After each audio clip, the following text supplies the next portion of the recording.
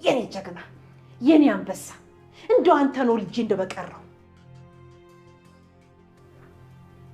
ግን ምንም አላረካቸው ማለት ባረጋቸው ስናኒ እንደ ልጅሽ ስራማ በገላቸውም ጥሩ ነበር። እቺ ጅላጅል ልጅ ጭራሽ እዛ በሰው ቤት በጨለማ ቁጭ እቃውን ሰብስባ መጣች አይደል? ይህ ምን እቃ ነው? ኧረ አላመጣችሁም። ተይው ራሴ እጄ ሰብስቤ ያመጣላታለሁ። እቺ ቅራቅንቧ። እሺ የኔ ልጅ ምንድነው?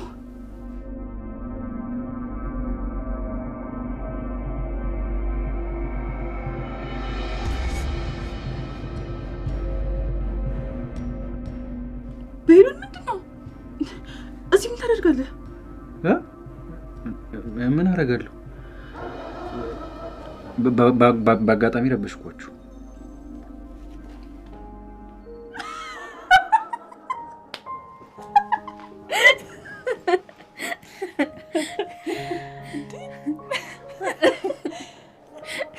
ሊሳ እየተናገረች ነው። የሰማሻት ነው አይደል?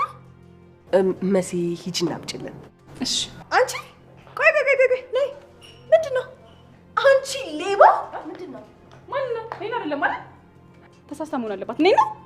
አንቺ ነው ራስሽ ነው። አንቺ ሌባ ልክስክስ! እንዴ ቤቲ ያምሻል እንዴ? እየሰደብሻት እኮ ነው።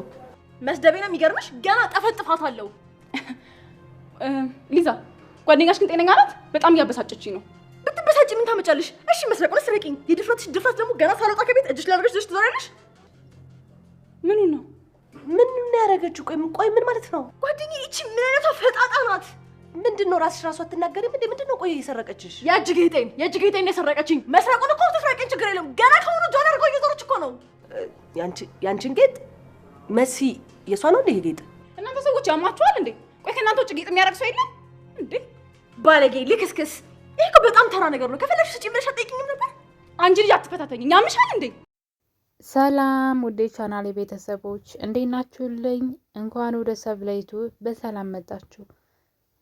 ደህና ናችሁ ወይ? ወደ ቻናሌ ቤተሰቦች እንግዳ ድራማ የቴዲ ውሸት እንግዲህ ሌላ ጉድ ይዞ መጣ። በባለፈው ክፍል ላይ መሲ ወደ ቴዲ ቤት እንግዲህ ከቤተሰቦቿ እዚህ ቤት መኖር አልፈልግም ከቴዲ ጋር ለመኖር ወስኛለሁ ብላ አስፈቅዳ ከሄደች በኋላ እንግዲህ ብዙ ነገሮች ተፈጥረው ነበረ።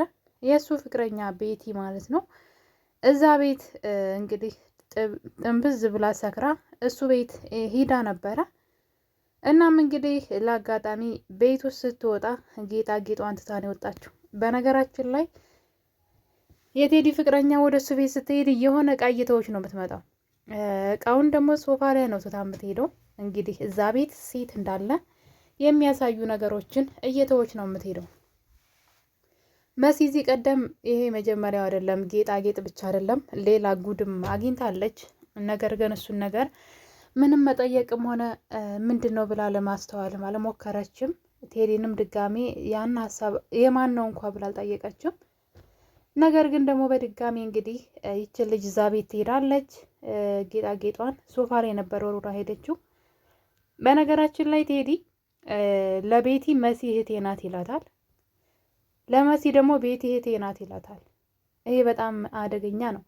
ሁለቱ በአንድ ላይ ቢገናኙ ምን ሊል ይችላል?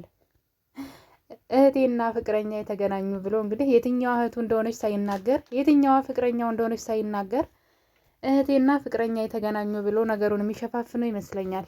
ግን ይሄ ነገር በጣም ከባድ ነው። እንግዲህ ቤቲ ትታው ሄደችው ጌጣጌጥ ሌላ ጉድ ይዞ መጥቷል።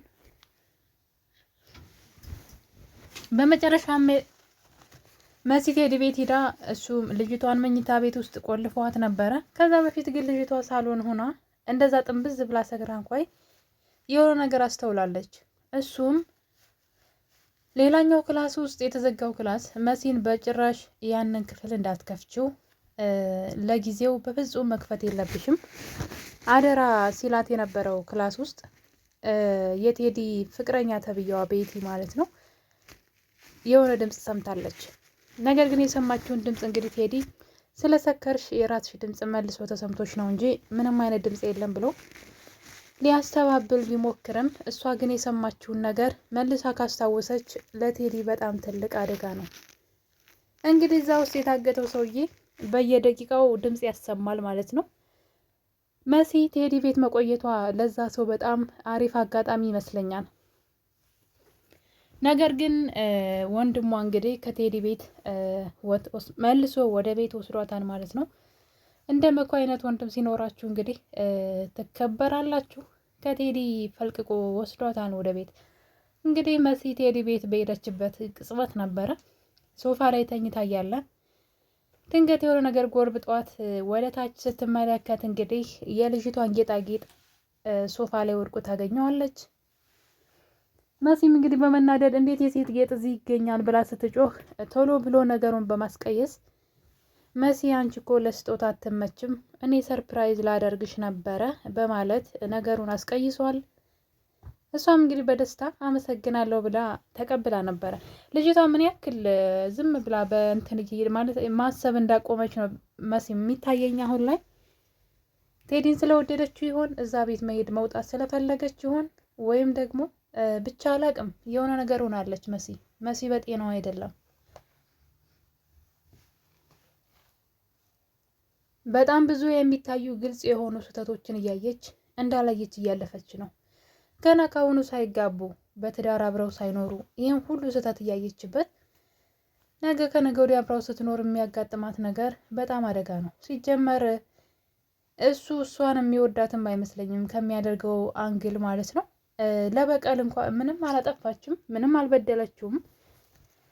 ስለዚህ ሁለት ፍቅረኛ መያዝ አይጠበቅበትም ነበር እኮ ማለት ሰውየው ምን ያክል መጥፎ ሰውና በቀል ላይ እንደሆነ የምታዩት። ሁለት ፍቅረኛ ምን ይሰራል ማለት ለምንድን ነው ሁለት ፍቅረኛ እንዲኖረው ያደረገው? መሲን እኮ መበቀል እንኳ ቢፈልግ እሷ ምንም ያደረገችው ነገር የለም። በህይወት ዘመኗ ያጠፋችው ጥፋት የለም ከሱ ጋር። ሄለንን ለማናደድ ብሎ ከሆነ መሲን የቀረባት ያችኛውን ፍቅረኛውን ለምን ያዘ? እኔም ግራ የሚያጋባ ሰውዬ ነው ብቻ። ነገር ግን አሁን ላይ ራሱ ባጠመደው ወጥመድ ራሱ መውደቁ የማይቀር ነው እና በመጨረሻ እንግዲህ መሲ ወንድሟ ይዟ ሲሄድ ያንን ጌጣጌጥ እጇ ላይ አድርጋው ሄዳ ነበረ። እኔ ስፈራው የነበረው ነገር እንግዲህ ተፈጥሯል። እሱም እንግዲህ ወደ እነ ቤሉል ቤት ተመልሳ መሲ ሂዳለች። በዚህ መሀል እንግዲህ ቤቲ ተብዬዋ የቴዲ ፍቅረኛ እነሱ ቤት ሂዳ ነበረ ማታ ላይ ያደረችው በጣም ሰክራ ስለነበረ። ቴዲ ደግሞ እህቴ መጣች ብሎ ከዛ ቤት አባሯት ነበረ። እናም እንግዲህ ጠዋት ላይ መሲን እንደለመደችው እየተመናቀረች ውሃ አምጭልኝ የታሸገ ቢሆን ጥሩ ነው ቀዝቃዛ እያለች ስትመናቀር፣ መሲ ደግሞ ሌላስ ምን ይሁንልሽ ብላ እንግዲህ ስታሽሟጥጥባት ነበረ። ከመሲ ጋር በፍጹም ሊዋደዱ አልቻሉም። አንቺ እኮ ገረድ ሰራተኛ ነሽ፣ አርፈሽ ስራሽን አሰሪም ወይ ብላ እንግዲህ ያዙ ይልቀቁ ትላለች። መሲም ከቸኮልሽ እዚህ ቤት ውልቅ ብለሽ ሂጂ ወዮልሽ ብለው እንግዲህ ሁለቱ ሲደባደቡ እያየናቸው ነው። በዛ ላይ መሲን እንግዲህ የቤሉል ጓደኛ ማለት ነው ውሃውን አምጭላት እስኪ ብላት መለስ ብላ ልትሄድ ስትል ድንገት እጇ ላይ ጌጣጌጡን አይተዋለች እና እንግዲህ ልጅቷ በመጮህ እንዴት ጌጣጌጤን ሰርቀሽ ጭራሽ እጅሽ ላይ ታደርጊያለሽ ብላ ጌጣጌጡን መልሽ ያለዛ ፖሊስ ጠራለሁ ብለው እንግዲህ ሲደባደቡ እና ቤሉል ቤት ውስጥ እያየናቸው ነው። እሷም እንግዲህ ጌጡ የኔ ነው ብላ ብትከራከርም ያችኛዋ ግን እዚህ ቤት ነበር ያስቀመጥኩት፣ ስለዚህ ሰርቀሽ ነው ጌጤን መልሺ፣ እኔ ከፈለግሽ ገንዘብ እሰጥሻለሁ፣ ሌላም እሰጥሻለሁ፣ አትጠይቂም እንዴ እንዴት ትሰርቂያለሽ በማለት እንግዲህ መሲን ስትሰርባት እያየን ነው። መሲ ግን ነገሩን ብዙ ቦታ አልሰጠችውም። ለምን እንደዛ አለች? ይህ ጌጥ እንዴት የሷ ሊሆን ቻለ? ለምንድን ነው እንደዛ ብላ የተናገረችው ብላ ነገሩን ቦታ ሳትሰጠው ዝም ብላለች። ልጅቷ ግን ጌጡ የኔ ነው ብላ እንግዲህ እዚህ ጋር ድብድብ ቤት ውስጥ ሲነሳ እያየን እንገኛለን። ሌላው እንግዲህ የቴዲ የቤሉል አክስት ተብላ የመጣችው ጓደኛው ማለት ነው። ጓደኛውን አክስቴ ናት በማለት እንግዲህ ከሄለን የሆነ ነገር እንድታግዘው ይፈልጋል። ስለ ሄለን መጥፎ ባህሪያቶች ከነገራት በኋላ እንድታግዥ ይፈልጋለሁ፣ አክስቴ ሆነሽ አግዥ ብሏታል። በዛም የተነሳ እንግዲህ እሷ አሁን ላይ እዛ ቤት የእሷ አክስት ሆና ነው የምትውነው ማለት ነው። ሄለን ደግሞ ይቺ ልጅ እንዴት አክስቱ ልትሆን ቻለች? አክስት እንዳለው በፍጹም አናውቅም። የቤሉል እናት አንድ ወንድም ብቻ ነው። እሱም እንግዲህ ያው ናሆም ነው እንደምታውቁት፣ ያፌት ማለት ነው። እሱ ነው ወንድሟ። እንዴት እሷ አክስቱ ልትሆን ቻለች የሚለው ነገር ጥያቄ ፈጥሮባቸዋል። በዛ ላይ ሄለን አክስት ካለውማ ንብረቱን ትጋራኛለች ብላም በጣም ፈርታለች፣ ቤቱን ማለት ነው። አሁን ላይ ሄለን ሁሉንም ሰው ከቤት አስወጥታ ቤቱን ሙሉ ለሙሉ ለልጇ ለኤልሹ ብቸኛ ወራሽ ለማድረግ እየሰራች ነው። ኤልሹ ደግሞ እንግዲህ የእሷ ልጅ ትክክለኛ ልጇ አይደለችም። ያው ማወቁ አይቀርም ትክክለኛ ልጇ ኑኑያት መሆኗን የጊዜ ጉዳይ ነው እንጂ ማወቋ የማይቀር ነው። እስከዛው ግን ለዚችኛዋ እየሰራች ትገኛለች። በዛ ላይ ደግሞ እንግዲህ መሲ እሷ ትክክለኛ ልጇ እንዳልሆነች እዚህ ቀደም ነግራት ነበረ።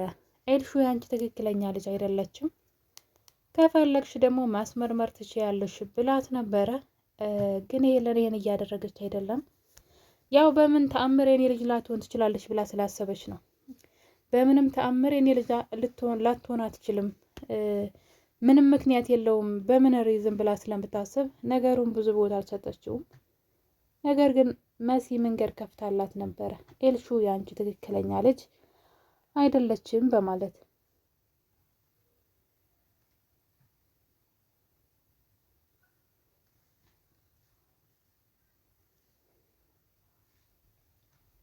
እናም እንግዲህ በዚህ የተነሳ ነበረ ቤሉል አክስቴ ናት ብሎ ያመጣት ጓደኛው እንድትረዳው ስለፈለገ ነው።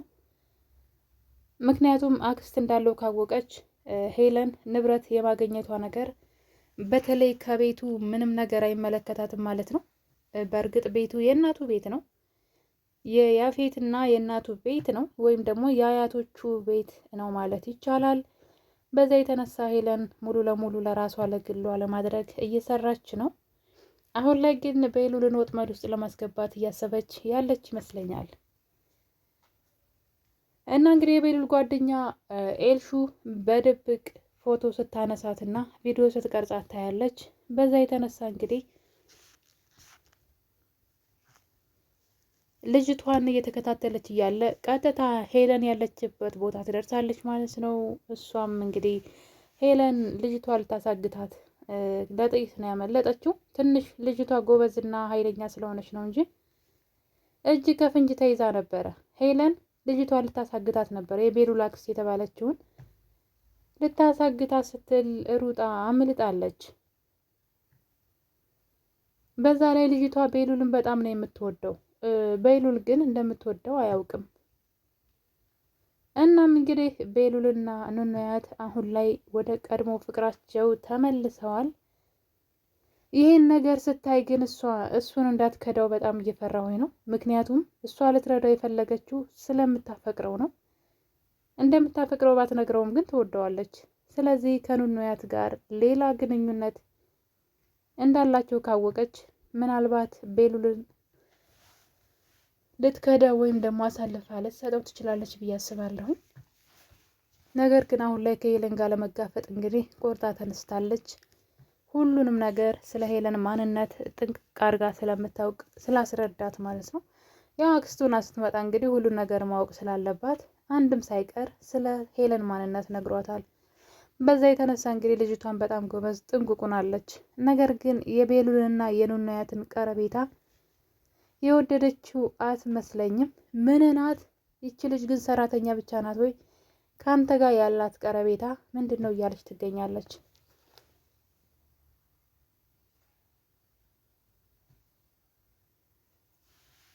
እንግዲህ ቤሉል ለኑኑያት ህይወቱ ላይ በጣም ከባባድ ነገሮች እየገጠሙት እንደሆነና የዋሸውሽ ነገር በምክንያት ሆኖ ወይም ደግሞ ህይወቴ ላይ መጥፎ ከባባድ ነገር ቢፈጠር እንደማትይኝ ቃል ግቢልኝ ሲላት እያየን ነው። ምክንያቱም የዋሻት ነገር አለ። እሱም እንግዲህ ሴትዋ አክስቴ ናት ብሏታል። አክስቱ ሳትሆን አክስቴ ናት ማለት ይህ በጣም ከባድ ነገር ነው። እንግዲህ እሷ እውነቱን ስታውቅ ማለት ነው።